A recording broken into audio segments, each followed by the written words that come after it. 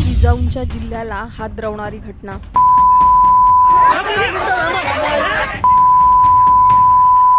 पुतळ्यावरून वाद, लोकप्रतिनिधीला मारहाण।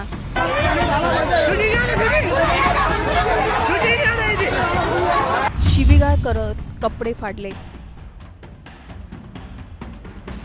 शिवरायांच्या महाराष्ट्रात हे चाललंय काय? शिवाजी महाराजांचा पुतळा काही समजतं का? बुलढाणा जिल्ह्यातल्या लोणार तालुक्यातील चिखला गावात घडलेली ही घटना फक्त धक्कादायक नाही तर संतापजनक आहे। छत्रपती शिवाजी महाराजांचा पुतळा वाचवण्यासाठी गेलेल्या एका महिला लोकप्रतिनिधीवर जमावाने हल्ला केला। त्यांना बेदम मारहाण करण्यात आली। इतकंच नाही तर त्यांच्या अंगावरील कपडेही फाडण्यात आले। आणि सगळ्यात गंभीर बाब म्हणजे हे सगळे एकीकडे घडत असतानाच पोलीस नेमके कुठे होते असा सवाल केला जातोय। नेमकं काय घडलंय चिखलामध्ये? महिला लोकप्रतिनिधीवर कशा पद्धतीने हल्ला झाला? पोलिसांची नेमकी भूमिका काय होती? याचा सविस्तर आढावा या व्हिडिओच्या माध्यमातून आपण घेणार आहोत। त्यासाठी हा व्हिडिओ शेवटपर्यंत पाहत राहा। मराठीला लाईक, फॉलो आणि सबस्क्राईब करा। कपडे फाडून मारून आणून आमचा एकीचा पाय मोडलेला आहे, एकीचा हात मोडलेला आहे। बुलढाण्याच्या लोणार तालुक्यातील चिखला गावात सध्या तणावाची स्थिती आहे।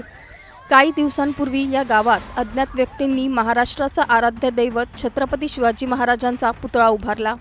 पण ही जागा सार्वजनिक कार्यक्रमांसाठी वापरली जात असल्याने ग्रामस्थांच्या एका गटाने पुतळा तिथून हलवण्याची मागणी केली। या मागणीवरून गावात तणाव निर्माण झाला आणि याच वादात प्रवेश झाला महिला लोकप्रतिनिधी संजीवनी वाघ यांचा। शिवसेना उबाटा महिला आघाडीच्या उपजिल्हा प्रमुख असलेल्या वाघ पुतळा हटवण्याचा विरोध करण्यासाठी घटनास्थळी पोहोचल्या।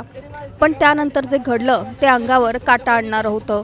घटनास्थळी पोहोचलेल्या संजीवनी वाघ यांनी पुतळा हटवण्यास तीव्र विरोध केला। वाघ यांच्या आरोपानुसार याचा राग मनात धरून गावच्या सरपंचांनी गावातील काही महिला आणि पुरुषांना तिथे जमा केलं।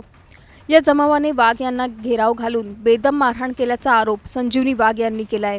या झटापटीत संजीवनी वाघ यांच्या अंगावरील कपडे फाडण्यात आले। या घटनेचा व्हिडिओ सध्या सोशल मीडियावर मोठ्या प्रमाणात व्हायरल झालाय, ज्यातली दृश्य मन अस्वस्थ करणारी आहेत।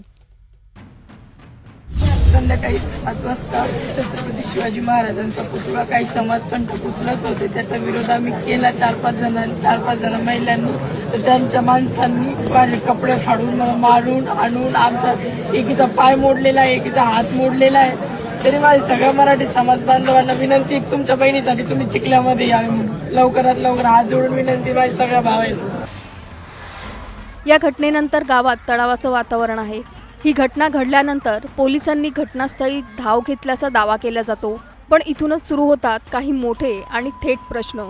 जर परिस्थिती इतकी तणावपूर्ण होती तर पोलीस आधीपासून सतर्क का नव्हते?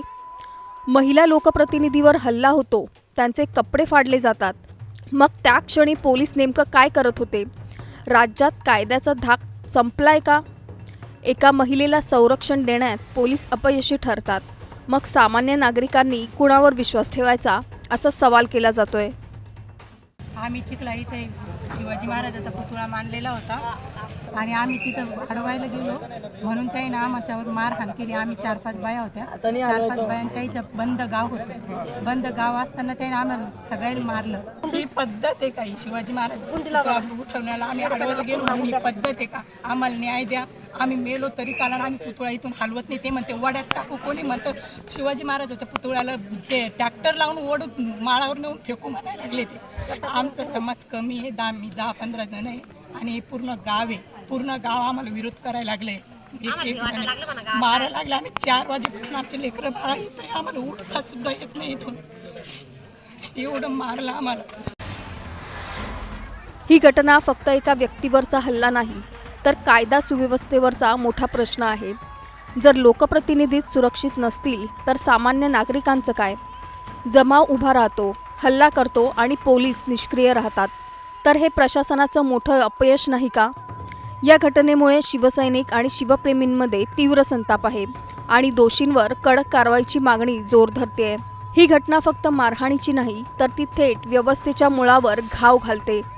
छत्रपती शिवाजी महाराजांच्या सन्मानाच्या नावाने वाद पेटतो, पण त्याच सन्मानासाठी उभ्या राहिलेल्या एका महिलेला जमाव रस्त्यावर ओढून मारहाण करतो, तिचे कपडे फाडले जातात आणि हा सगळा प्रकार उघडपणे घडतो.